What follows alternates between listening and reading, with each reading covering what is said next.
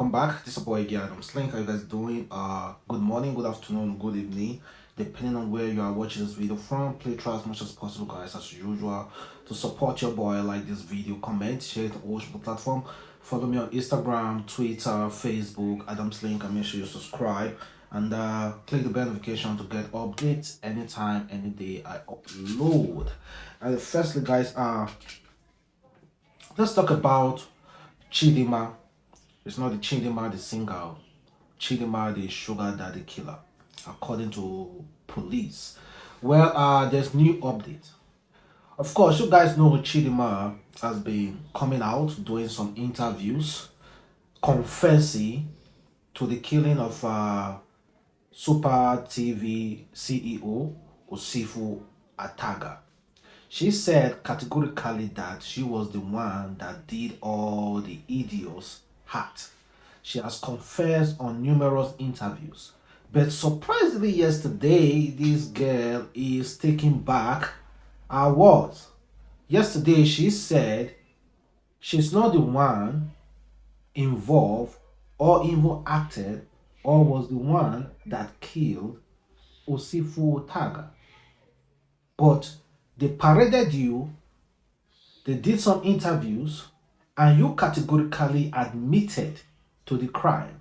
But yesterday, I think she got a really good lawyer who is trying to defend her, and he made her do another interview saying that she was not the one that actually did the crime.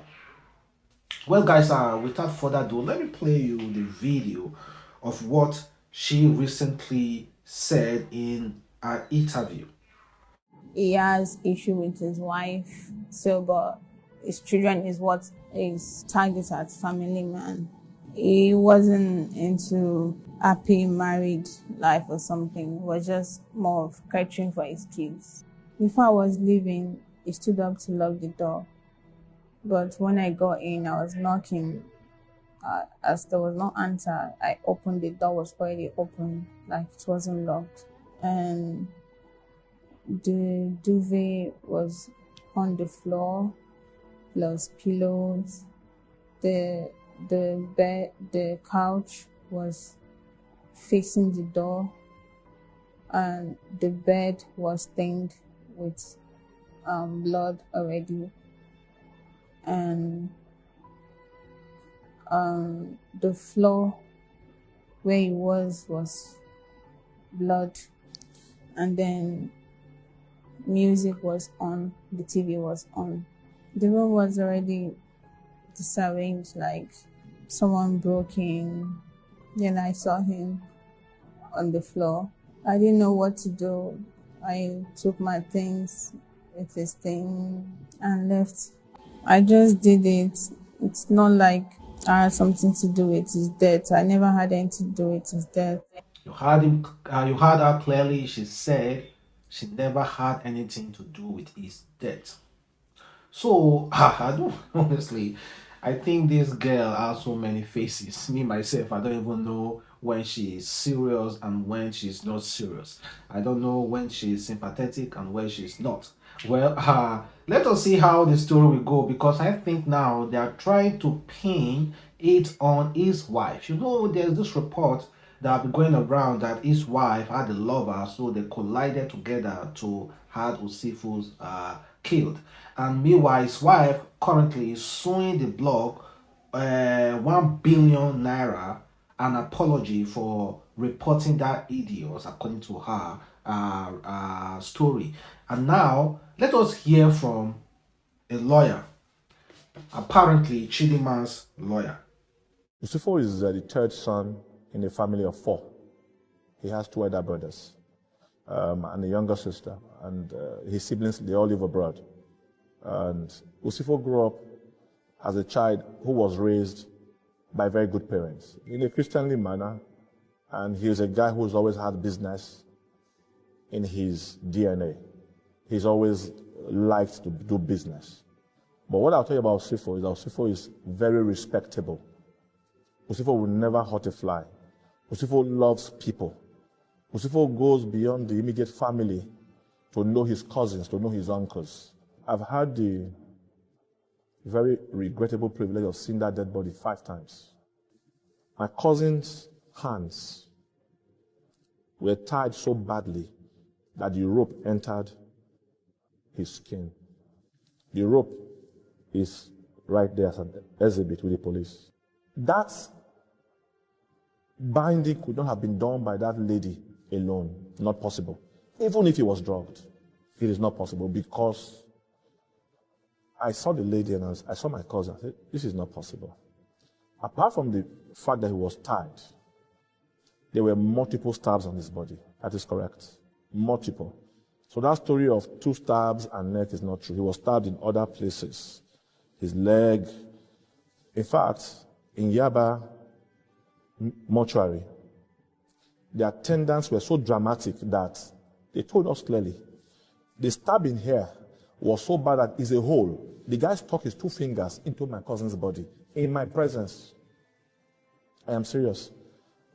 The Doppler vein, he was stabbed here deliberately. So whether he was just stabbed on the neck, no, he was stabbed on the Doppler vein twice.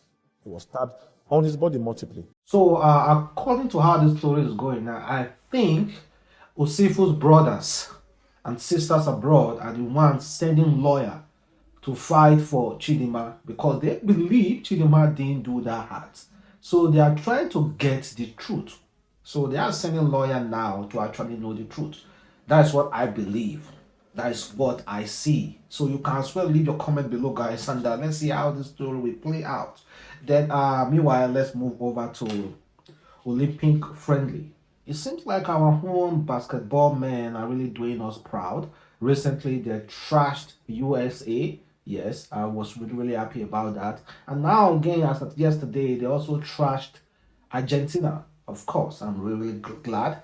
And meanwhile, there have been some really some US citizens throwing jab at us Nigerians, saying that okay, we beat them, then do we have a good government? Do we have running water? Do we have good light? All those kind of stuff. Well, that's quite unfortunate though. But I was drawn to this recent man, an America black newscaster. His name is let me check his name. His name is Stephen Smith. Well, I think the recent analysis he did was somehow disrespectful to us Nigerians and black people. Well, listen to him, guys. But when you talk about bona fide stars in the National Basketball Association, we can pick at least 15 to 20 of them. Half of them are on this damn roster. There's no excuse to lose to Nigeria. Some dude, Gabe Namdi, who goes by Gabe Vincent for the Miami Heat, Caleb Agata, Namu, or however the hell you pronounce his name. You give up 60 points on threes? Excuse me. You can do better than that. And oh, by the way... Well, firstly, guys, I think I've noticed this kind of attitude with Nigerians or black people staying abroad. Or let me say, no, not Nigerians, black people staying abroad. Or black people who are living abroad. These black Americans, black whatever they are. Well, I've seen some of them. They kind of act as if they are superior over black people living in black nations. They see themselves as superior. Man, you don't even know where you are from. You don't even know your history. And yet, people feel like they are superior to us, people who are living in black nations. And I also see this kind of attitude as well to, let me use my country as an example, for from some Nigerians who have that opportunity to travel abroad to live there. They kind of like feel too big. They feel too big, like they are superior to us staying in Nigeria. It happened in other black nations as well. Man, we are all black. And we all came from black nations. So you got to give us the same respect that you are getting there. Nothing less. Well, meanwhile, let's move forward. And I check out this man. I think this man deserves an award who recently returned 2.5 million naira mistakenly transferred into his account. How many of you will return 2.5 million naira, or let me say 100,000 naira mistakenly transferred into your account? Well, I will definitely return it. You know why? because I don't want any issue. Apart from that, I'm not the kind of person that takes what doesn't belong to me. According to the guy, he said, I did bank, it's not my money. Last Friday evening and early Saturday morning, I received a lot totaling 2.5 million into my assets account. Few hours later, I was able to trace the owner, contacted him and asked him for his details so I can pay in the money today. After due question and investigation, which confirmed the money belongs to him, I will update you with a large screenshot when the money is pulled out. Thanks for staying with me. He transferred the 2.5 million naira back. It's not his money. Man, this guy deserves an award. And we see other meaningful people as well doing the same thing, picking money, returning it, or all those Uber driver who clients mistakenly leave items in their car. So many people doing it as well. And meanwhile, you who will wholeheartedly go out there to mistakenly see someone and you can trace that person, you decide to take that thing for yourself, don't worry. Your own judgment is coming one day. And surprisingly, President Muhammadu Buhari came out to mourn Sultan. You know, he recently died. May his soul continue to rest in paradise. And one of the things that I noticed was that Olamide was there. I never knew Olamide was there. I saw that video. I never knew Olamide was there. Olamide went to his burial when he was buried. He was there with South Sultan's wife, and you can see him hugging South Sultan's wife. So that's a really, really great one for let me say I really commend Olamide because he was there unannounced. Like he wore face mask, nobody even knew that he was there. I saw that video multiple times and I never knew Olamide was there. I found out Olamide was there yesterday after I was seeing some kind of videos on social media. So good one for Olamide. And meanwhile, this was according to Femi Adesina, of course, who is one of media aides to President Muhammadu Buhari, said President Muhammadu Buhari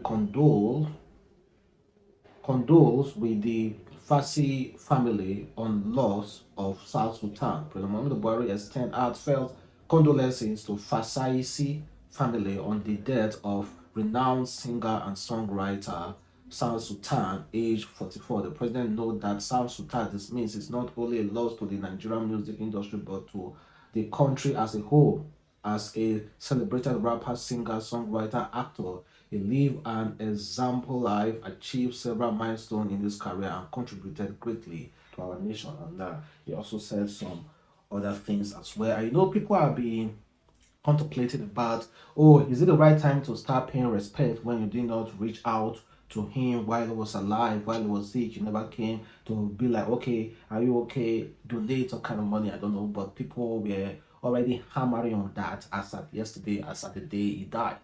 Well, just to also clarify that, check out what Kemi, a former Baby Nigeria housemate, wrote. He said, the love, attention, and respect according to death can only be according to death because it is a one-off, is called last respect. You can't give such to the living because it's not sustainable. Don't mistake this reality for some selfish emotional bias. Exactly, guys. There are many people we may have come across in our lifetime. It's not as if we are friends with them. It's not as if we associate with them. But we know them somewhere and they may have done something that actually, okay, you want to give them respect. Then you might hear that person have died. Of course, you have to give that person last respect. It's not necessarily mean that you must be in that person's life. People like Michael Jackson died, other people die. We give them their last respect because of their contribution. It's not as if we directly reach out to them. So that's just how I see it. And also, another Nollywood actor in Maker said, you have 200k followers, but you are following only 5k people. Yet you are calling out others and asking why they are not celebrating people when they are alive. You comment on and like only the posts of celebrities. You have never posted or reposted videos of upcoming artists, but only vibe or party with celebrities. You don't post pictures you took with people the other world has not started celebrating. Your DM is filled with unread messages, but you are the one quarreling with yourself over how other people or how others only celebrate people when they are dead. Please, I am alleged to hypocrisy that's coming from a toy maker, and it kind of like makes sense as well, though. So, guys, there was this little quarrel between. In fact, Yomi Faberge was quarreling with himself. You know why? Because he was kind of like dismissed, suspended from Tampan. Well, he made a very long video calling out a lot of people, Princess, Yabo Joe, and also he also came for actress Toyin Abraham. He caused the woman and also said that his husband is not the man of the house. Well, causing actress Abraham or husband. Well, actress Abraham, I was expecting her to blast Yomi Fabe, but she never did that. You know what she did? She made a post and prayed for her husband.